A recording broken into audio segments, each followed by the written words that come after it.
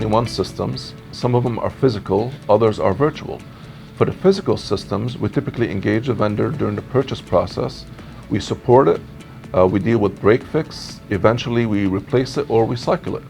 The faculty typically reach out to us during their research initiative, where we do a project intake to make sure that we can accommodate them and to make sure that we have adequate capacity in terms of storage or network bandwidth or compute, because we want the faculty to succeed.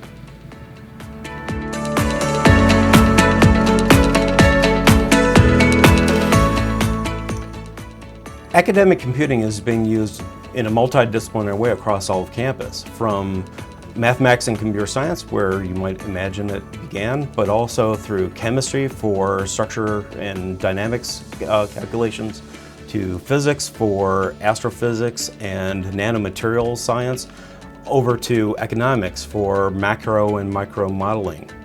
It's also broadened into lots of different areas thanks to data science as a great technique.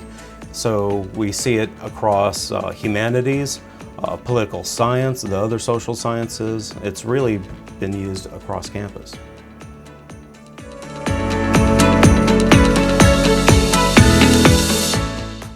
We've supported academic research and computing for over 30 years. In fact, it predates my stay here at the University of Richmond, but we've supported HPC computing for at least the last 20 years.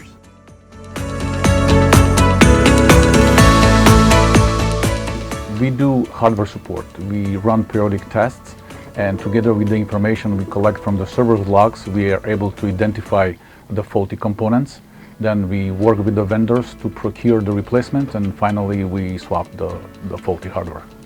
We also care about security. We do vulnerability scans periodically, and then we identify the vulnerabilities, and we work with the users to schedule and install operating system fixes that will patch those vulnerabilities. We also troubleshoot issues with the resource manager. That's part of the system that is responsible for scheduling jobs and executing those jobs on the free compute nodes.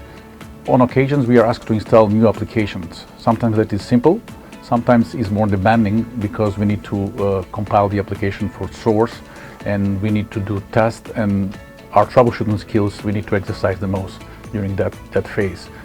We also add and remove users from the systems as the students come in or graduate.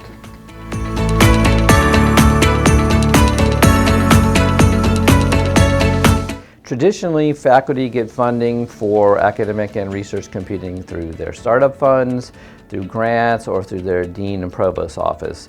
Regardless of the funding source, IS work with the faculty and their vendors to spec out their machines and their software needs to fit within the established budget.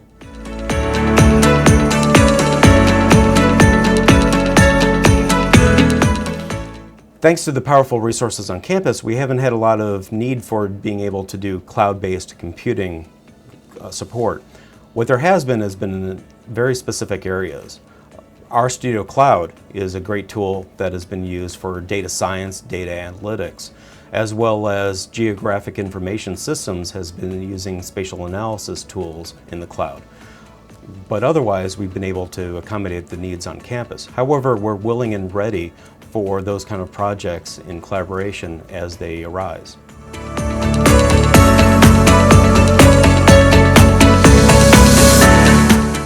If you have questions or would like to get started with academic computing, contact Dr. Fred Hagemeister, our research analyst.